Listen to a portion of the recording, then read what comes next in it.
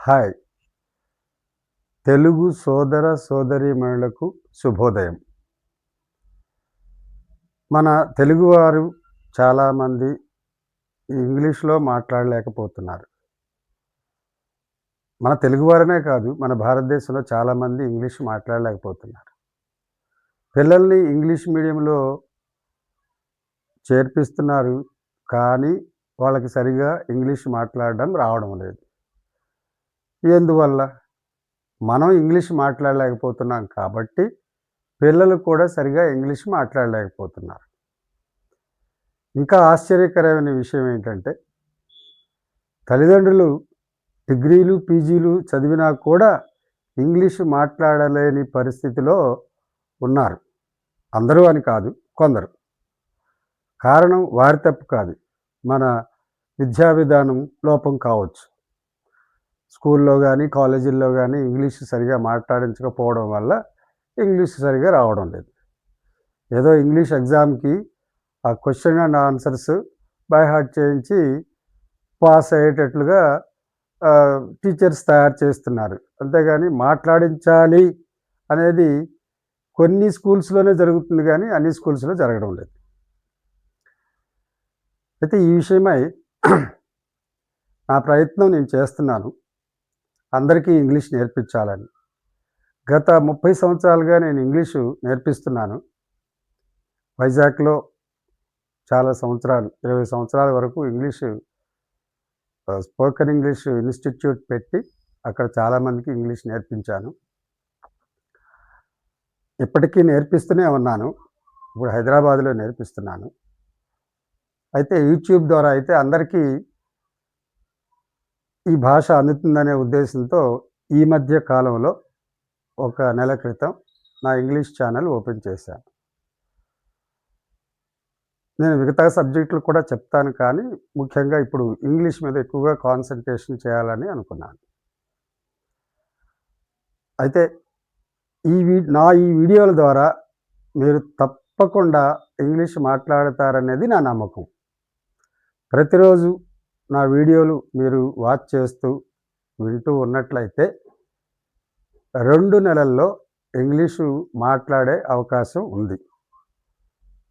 అయితే కృషి చేయాలి. సాధన చేయాలి.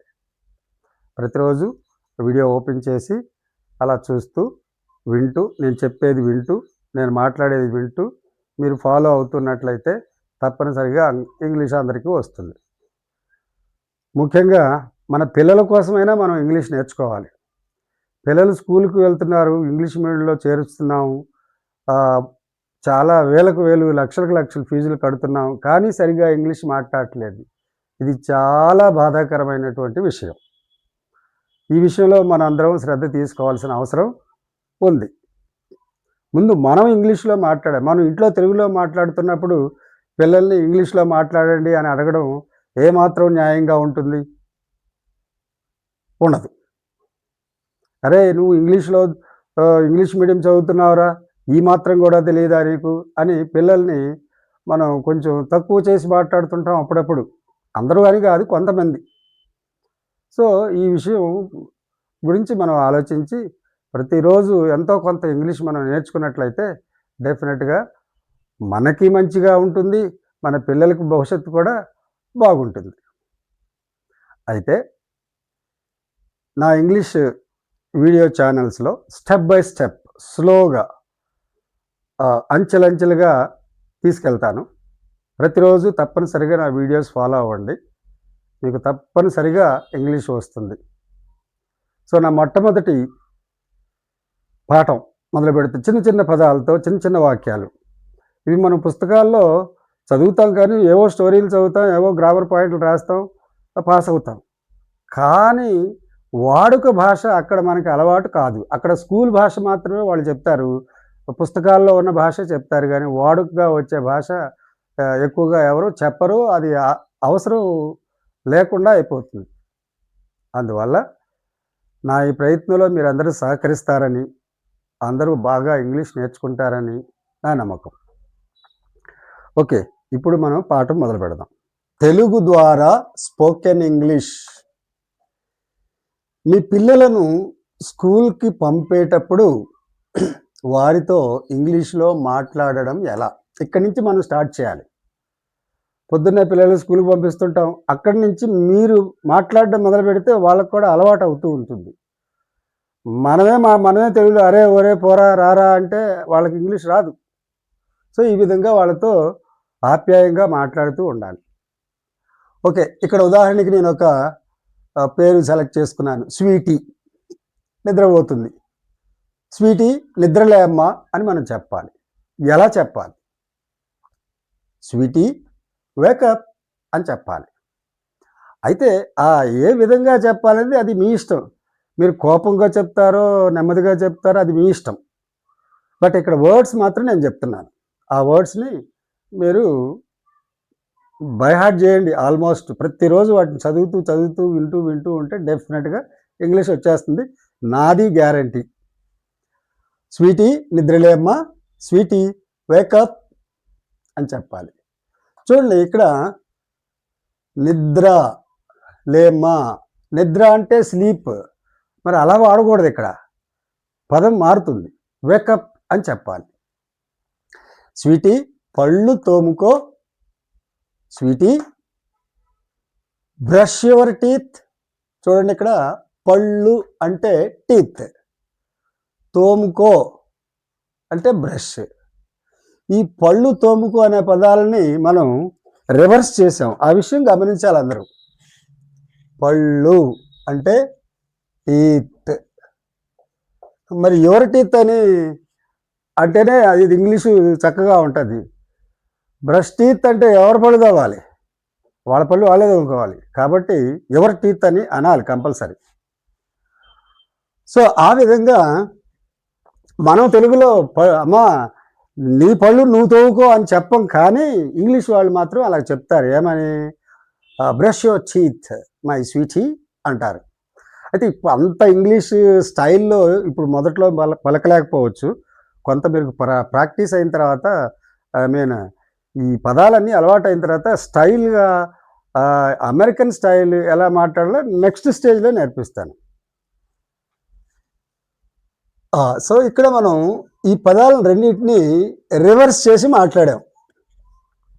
తోముకో అంటే బ్రష్, ఇది ముందుకు వచ్చింది, ఇది వెనక్కి వెళ్ళింది. ఆ విధంగా ఇంగ్లీష్లో రెండు పదాలు వర్బ్తో కలిపి క్రియతో కలిపి వచ్చినప్పుడు ఇది క్రియ అంటాం. తోముకో అంటే ఒక పని. ఏం తోముకోవాలి? పళ్ళు తోముకోవాలి. మరి ఇది తెలియదు అనుకోండి, స్వీటీ టీత్ బ్రష్ అని అంటారు తెలియక. అంటే యాజ్ ఇట్ ఈజ్గా ఈ పళ్ళుని పళ్ళులాగా టీత్ అని చెప్పి తోముకోనేమో క్లీనో ఇంకేదో అట్లా మాట్లాడకూడదు. ఇట్లాగే మాట్లాడాలి. సో రివర్స్ చేసి మాట్లాడాలి. స్వీటీ పళ్ళు తోముకో, స్వీటీ బ్రష్ యువర్ టీత్. అంతేగాని యువర్ టీత్ బ్రష్ అని అనకూడదు. నేను చాలామంది నా స్టూడెంట్స్ని చూశాను, ఇప్పటికీ అలాగే మాట్లాడుతుంటారు. నేను ఇప్పుడు ప్రస్తుతం కాలేజీలో వర్క్ చేస్తున్నాను. నేను CA క్లాసెస్ కూడా చెప్తాను. ఇంగ్లీష్ ఎప్పటి నుంచో చెప్తున్నాను. చాలామందికి అసలు ఇంగ్లీష్ రావడం లేదు. అది చాలా బాధాకరమైన విషయం. సో మనం ఈ విధంగా కొంచెం నేర్చుకోవడానికి ప్రయత్నం చేద్దాం. వాష్రూమ్కి వెళ్ళు అని చెప్పాలి. అప్పుడు వెళ్ళు అంటే గో ముందుకు తీసుకురావాలి. Go to the washroom. To అంటే కు. గో టు ద వాష్రూమ్ అని చెప్పాలి. Go to the washroom. ఇలా నేను ఇవన్నీ చదువుతాను. నా వెనక అంటే ఇంకా గ్రామర్ అయితే ఇదే, ఎక్కువ గ్రామర్ లేదు ఇందులో, సింపుల్ గ్రామరే. అయితే నేను ఇలా చదువుతాను ఈ తెలుగు ఇంగ్లీషు.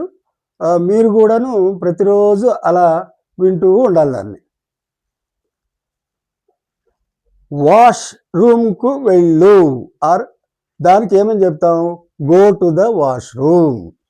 స్నానం చేయి అని అంటాం. Take a bath. మరి కరెక్ట్గా అమెరికన్ స్టైల్లో చెప్పాలి, టేక్ ఏ బాత్ అనాలి. అంత అవసరం లేదు మనకి ఇప్పుడు. టేక్ ఏ బాత్ అంటే చాలు. Take a bath. త్వరగా తయారవు. Get ready quickly. Get ready quickly. Get ready quickly. ఈ పదాలని పదం పక్కన పదం పెట్టి వాడడం నోటికి అలవాటు అవ్వాలి, రాయడం కాదు. కొంతమంది రాసుకుంటా వెళ్తుంటారు, రాదు. అలాగే నోటికి అలవాటు అవ్వాలి. అలవాటు అవ్వాలంటే ఏం చేయాలి? మీరు మీ ఫ్రెండ్ని, మీ ఇంటి పక్క వాళ్ళని వాళ్ళ పెట్టుకొని ఇలాంటి చిన్న చిన్నవి మాట్లాడుతూ ఉండాలి. రోజు మీ పిల్లలతో ట్రైల్ వేయాలన్నమాట. అలా ట్రై చేస్తా చేస్తా చేస్తా ఉంటే వచ్చేస్తుంది. అదే పిల్లలే కదా, ఏమనుకోరు, సరదాగా ఆడుతూ పాడుతూ జోకులు వేసుకుంటూ ఇంగ్లీష్ మాట్లాడుకోవచ్చు. బయటికి వెళ్ళి మాట్లాడాలంటే కష్టం, నవ్వుతారేమో భయం. ఇప్పుడు ఆ ప్రాబ్లం లేదు, అందుకని ఇంటి దగ్గర నుంచి స్టార్ట్ చేశాను నేను ఇంగ్లీషు. సో త్వరగా తయారవు అంటే గెట్ రెడీ క్విక్లీ. యూనిఫామ్ వేసుకో. యూనిఫామ్ వేసుకో అని చెప్పాలంటే వేసుకో. ఎంతమందికి తెలుసు వేసుకో అంటే? ఆ పదానికి పుట్ ఆన్ అనాలి, లేదా వేర్ అనాలి. పుట్ ఆన్ అని కానీ వేర్ అని కానీ. ఇది casual spoken English. Put on అనే అంటే అది అచ్చంగా స్పోకెన్ లాంగ్వేజ్ లాగా కనిపిస్తుంది. వేర్ అంటే ధరించు, అంటే యూనిఫామ్ ధరించు అని అనం కదా మనం. వేసుకో అంటాం సింపుల్గా. అక్కడ కూడా ఇంగ్లీష్ వాళ్ళు ఏంటంటే వేర్ యూనిఫామ్ అని అనకుండా సింపుల్గా put on. Put on your uniform. Put on your uniform. తర్వాత బెల్ట్ పెట్టుకో. Put on your belt. Put on your belt. Belt పెట్టుకో. Put on your belt. Belt సరిగా పెట్టుకో. సరిగా పెట్టుకో. Wear your belt properly. Already put on వాడాం కదా, మళ్ళీ పుటాన్ కాకుండా ఈసారి వేరే పదం మార్చాం, అంతే, ఏం లేదు. మళ్ళీ కావాలంటే ఇక్కడ కూడా పుటాన్ అని పెట్టచ్చు.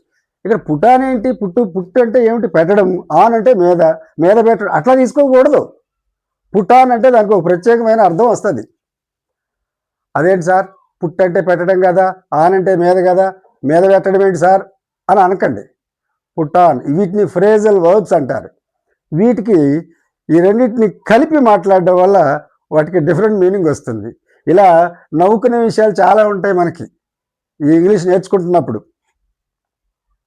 టై కట్టుకో. Put on your tie. Put on your tie. Put on, ఈ రెండింటిని కలిపి ఫ్రేజల్ వర్బ్ అంటారు. Phrasal verb. ఫ్రేజ్ అంటే ఏంటి?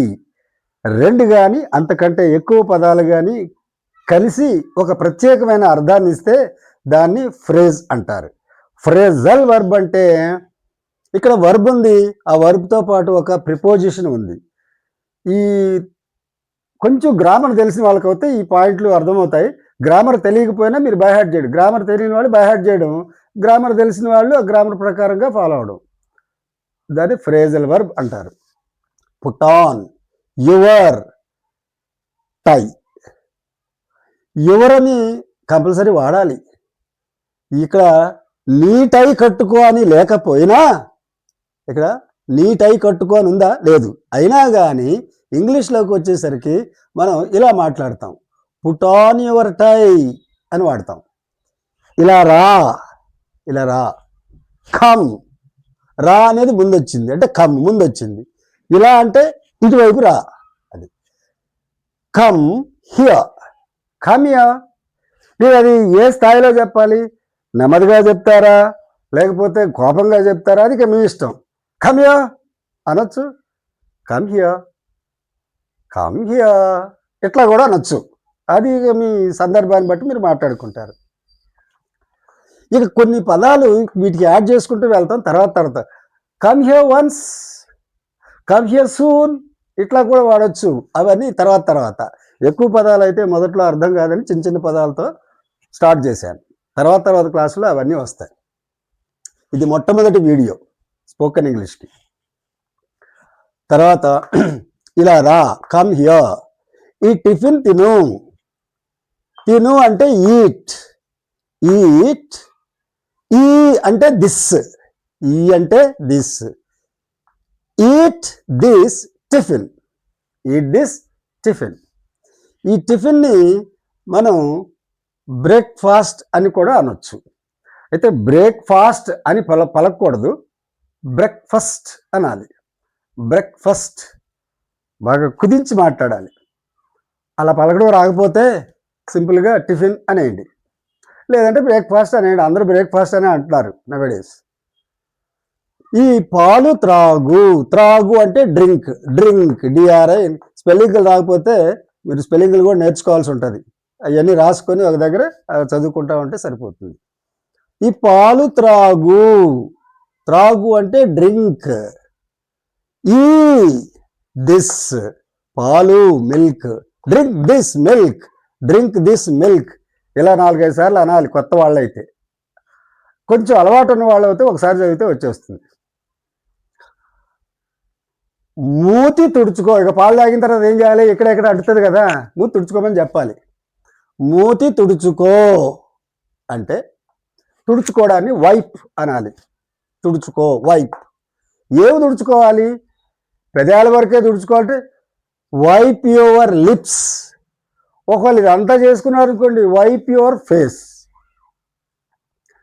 అది మొత్తం గ్యాప్ చేసుకున్నాడు పిల్లాడు, అప్పుడు వైప్ యువర్ ఫేస్. ఇక్కడే అంటింది, వైప్ యువర్ లిప్స్. తర్వాత తల దువ్వుకో.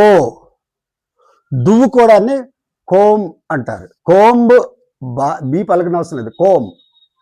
Comb your hair, comb your hair, comb your hair, comb your hair.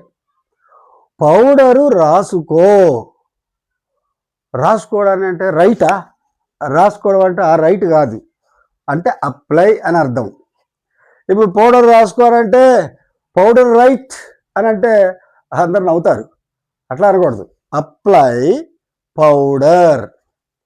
Apply అంటే ఇలా ఇలా రాసుకోవడం అనమాట. పౌడర్ రాసుకో, అప్లై పౌడర్. ఒక బటన్ పెట్టుకోలేదు, ఆ బటన్ పెట్టుకోమని చెప్తున్నాం. ఆ బటన్ పెట్టుకో. ఒక బటన్ మర్చిపోయాడు అనమాట, ఆ బటన్ పెట్టుకో. ఇది ఫాస్టన్ అని ఉంది కదా, ఈ టీని పలకూడదు. ఫ్యాషన్ లేదా ఫాసన్, టీ అస్సలు పడకూడదు. కంప్లీట్గా దాన్ని ఒమిట్ చేయాలి. ఎలాగంటే ఇప్పుడు లిసన్ అని ఉందనుకోండి, దీన్ని లిస్టన్ అని చదువుతున్నామా? లేదే, లిసన్ అంటున్నాం. అలాగే ఇక్కడ టీని వదిలేయాలి. Fasten the button, fasten the button. T is completely silent. బూట్లు, నవేడేస్ బూట్లు అని ఎవరు అంటలేదు, షూ అని అంటున్నారు అందరూ. Okay, no problem. బూట్లు పాలిష్ చేసుకో. పాలిష్ చేసుకో మొత్తానికి కలిపి పాలిష్ అంటే సరిపోతుంది. డూ పాలిష్ అని అనవలసిన అవసరం లేదు. చేయడం అంటే డూ, పాలిష్ అంటే పాలిష్. డూ పాలిష్ చెప్పద్దు, డైరెక్ట్గా పాలిషే. Polish your shoes. ఈ లాస్ట్లో ఎస్ వచ్చినప్పుడు కొంచెం సాలా కాకుండా జాలా పలకాలి. షూస్ అలా పలకాలి. మొదట్లో రాదు, తర్వాత నేర్చుకోవచ్చు మీరు. Polish your shoes or shoes. Socks వేసుకో. నెక్స్ట్ స్టెప్ ఏంటి? సాక్స్ వేసుకోవాలి. సాక్స్ వేసుకో. ఆ సాక్స్ వేసుకోవడాన్ని వేర్ యువర్ సాక్స్ అనొచ్చు, పుట్ ఆన్ యువర్ సాక్స్ అని కూడా అనొచ్చు. ఎలా కావాలంటే అలా. ఒకే పదాన్ని మళ్ళీ మళ్ళీ చెప్పడానికి విసుగ్గా ఉంటే పదాలు కొంచెం మార్చేస్తాం. ఒక మాటని ఎన్ని రకాలుగా మనం ఇంగ్లీష్లో మాట్లాడవచ్చు.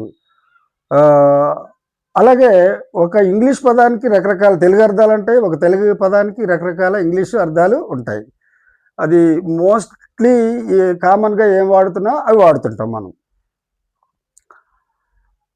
తర్వాత సాక్స్ వేసుకో. Wear your socks or put on your socks. Shoe వేసుకో. ఇక సాక్స్ వేసుకున్న తర్వాత ఏం చేయాలి మనడు? షూ వేసుకోవాలి. షూ వేసుకో. Wear your shoes. ఇవన్నీ రోజు చెప్పేవే, మనకి బై బ్యాడ్ లక్ అవి చెప్పడం రావట్లేదు. ఇప్పుడైనా చెప్పండి. ఈ క్షణాన్ని నిర్ణయం తీసుకోండి, మీరు గట్టిగా స్ట్రాంగ్ నిర్ణయం తీసుకోండి. I will be with you. నేను మీకోసం డిసైడ్ అయిపోయాను. మనందరికీ ఇంగ్లీష్ బాగా రావాల్సిందే, తప్పదు. ప్రపంచంలో పోటీ చేయాల్సిందే, ముందుకు దూసుకెళ్లాల్సిందే, పిల్లల్ని కూడా దేశ విదేశాలకి పంపించాల్సిందే. అందులో కాంప్రమైజ్ లేదు. ఎందుకు అంత డబ్బులు ఖర్చు పెడుతున్నాం?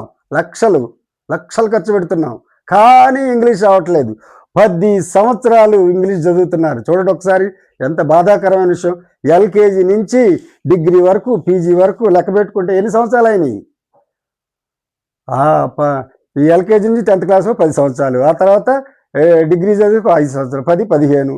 పీజీలు కూడా అయిపోయిన వాళ్ళు కూడా ఇంగ్లీష్ మాట్లాడలేకపోతున్నారు. స్టిల్ నా దగ్గరికి ఎంతోమంది వచ్చారు. ఈవెన్ డాక్టర్స్, లాయర్స్, మంచి ర్యాంకులు కొట్టిన వాళ్ళు కూడా పూర్తిగా ఇంగ్లీష్ మాట్లాడలేక నా దగ్గర నేర్చుకున్న వాళ్ళు ఎంతోమంది ఉన్నారు వైజాగ్లో. అందరినీ అంటలేదు నేను, కొంతమంది. ఒక డాక్టర్ గారు రిక్వెస్ట్ చేశారు, నాకు ఇంగ్లీష్ చెప్పండి సార్. అలాగే ఒక లాయర్ గారు వచ్చేవాళ్ళు, మన ఇన్స్టిట్యూషన్కే వచ్చేవాళ్ళు. సో అలాగనమాట. నెక్స్ట్, బూట్లు పాలిష్ చేసుకో అయిపోయింది, సాక్స్ వేసుకో అయిపోయింది, షూస్ వేసుకో అయిపోయింది. షూ లేస్ సరిగ్గా కట్టుకో. షూ లేస్ సరిగ్గా కట్టుకోవాలి. టై కట్టుకో అంటే tie your shoe lace, tie your shoe lace properly, tie your shoe lace properly. Bag సర్దుకో. నెక్స్ట్, బ్యాగ్ సర్దుకోవాలి. ఇంకా అరేంజ్ యువర్ బ్యాగ్ అనొచ్చు, ప్యాక్ యువర్ బ్యాగ్ అని కూడా అనొచ్చు. ఇది most common, pack your bag, arrange your bag. ఆ తర్వాత పుస్తకాలన్నీ పెట్టుకో. మళ్ళీ మర్చిపోతాడు కదా, అందుకని పుస్తకాలన్నీ పెట్టుకోమంటున్నాం. కీప్, పెట్టుకో అంటే కీప్ అనొచ్చు, పుట్ అనొచ్చు, కీప్ ఇన్సైడ్ అనొచ్చు, పుట్ ఇన్సైడ్ అనొచ్చు. సింపుల్గా చెప్పాలంటే keep all the books, keep all the books అట్లా చదువుకోవాలి. తర్వాత బ్యాగ్కు జిప్ సరిగా వేసుకోలేదు మనోడు. బ్యాగుకు జిప్ సరిగా వేసుకో. జిప్ అప్ అది ఫ్రేజల్ వర్బే. సో ఈ ఫ్రేజల్ వర్బ్ రెండింటిని కలిపి వాడాలి. Zip up the bag properly అని చెప్పాలి. అలాగే టిఫిన్ బాక్స్ తీసుకురా అంటే బ్రింగ్, అది ముందు వాడాలి. Bring the tiffin box. Tiffin box కడుక్కో, పని కూడా వాడికే చెప్తున్నాం. టిఫిన్ బాక్స్ కడుక్కో. Clean the tiffin box. అలాగే స్పూను, వాటర్ బాటిల్ పెట్టుకో. Pack the spoon and water bottle. Okay, ఒకసారి చదువుకుందాం. స్వీటీ నిద్ర లేమ్మా, స్వీటీ వేకప్, స్వీటీ పళ్ళు తోముకో, స్వీటీ బ్రష్ యువర్ టీత్, వాష్రూమ్కు వెళ్ళు, గో టు ద వాష్రూమ్, స్నానం చెయ్యి, take a bath. A bath ఏంటంటే ఒక స్నానం చెయ్యని కాదు అక్కడ అర్థం, అలా వాడాలంతే. Take a bath. ఇక్కడ చాలామంది నవ్వుతారు, టేక్ అంటే తీసుకోవడం కదా, బాత్ అంటే స్నానం కదా. మరి ఒక స్నానం తీసుకో ఏంటి సార్ అనొద్దు, నన్ను అడగొద్దు అట్లా. ఎందుకంటే ఇంగ్లీష్ వాళ్ళ భాష అట్లాగే ఉంటుంది, ఇక మనం నేర్చుకోవాల్సిందే. టేక్ ఎ బాత్, త్వరగా తయారవు. గెట్ రెడీ క్విక్లీ, యూనిఫామ్ వేసుకో, put on your uniform, belt పెట్టుకో, put on your belt, belt సరిగా పెట్టుకో, wear your belt properly, tie కట్టుకో, పుట్ ఆన్ యువర్ టై, ఇలా రా, కమ్ హియర్, ఈ టిఫిన్ తిను, eat this tiffin or eat this breakfast, ఈ పాలు త్రాగు, డ్రింక్ దిస్ మిల్క్, మూతి తుడుచుకో, wipe your lips or wipe your face, తల దువ్వుకో, కోమ్ యువర్ హెయిర్, పౌడర్ రాసుకో, అప్లై పౌడర్, బటన్ పెట్టుకో, fasten the button, బూట్లు పాలిష్ చేసుకో, పాలిష్ యువర్ షూస్, సాక్స్ వేసుకో, put on your socks, shoe వేసుకో, put on your shoes, shoe lace సరిగా కట్టుకో, tie your shoe lace properly, bag సర్దుకో, arrange your bag or pack your bag, పుస్తకాలన్నీ పెట్టుకో, keep all the books, inside కావాలని పెట్టుకోవచ్చు. Bag zip సరిగా వేసుకో, zip up the bag properly. Tiffin box తీసుకురా, bring the tiffin box. Tiffin box కడుక్కో, clean the tiffin box. Spoon water bottle పెట్టుకో, pack the spoon and water bottle. So ఈ విధంగా మనం ప్రాక్టీస్ చేసుకోవాలి. ఇందులో ఏమైనా మోడిఫికేషన్స్ చేయాలి అని మీకు అనిపిస్తే, అంటే ఒక్కొక్కరు ఒక్కొక్క విధంగా ఉంటారు, అందరూ ఒకే రకమైనటువంటి స్థాయిలో ఉండరు వినేవాళ్ళు, ఒక్కొక్కరు ఒక్కొక్క స్థాయిలో ఉంటారు. మీ సజెషన్స్ ఏమైనా ఉంటే చెప్పండి, మీ సజెషన్స్కి అనుగుణంగా నేను ట్యూన్ చేసుకుంటాను మళ్ళీ. అయితే మీరు చేయాల్సింది ఏంటంటే తప్పనిసరిగా సబ్స్క్రైబ్ చేయాలి. మరి సబ్స్క్రైబ్ చేస్తే నాకు ఇంట్రెస్ట్ వస్తుంది, నాకు ముందుకు వెళ్ళాలని అనిపిస్తుంది. లేకపోతే తిడతా ఎందుకు ఎవరు సబ్స్క్రైబ్ చేయట్లేదు, వేస్ట్ కదా అని ఆపేస్తాను. సో దయచేసి అందరూ సబ్స్క్రైబ్ చేయండి, దీనివల్ల నష్టమే లేదు. సబ్స్క్రైబ్ చేయడం వల్ల మన డబ్బులేమి ఖర్చు అవ్వవు కదా, మీకు ఆ వీడియోస్ పర్మనెంట్గా ఉంటాయి, ఎప్పుడు కావాలంటే అప్పుడు చూసుకోవచ్చు. మరి నాకు సహకరిస్తారని, మీ పిల్లలకు మంచి బంగారు భవిష్యత్తు బాట వేస్తారని నా హృదయపూర్వకంగా నేను కోరుకుంటున్నాను. నమస్తే. Thank you.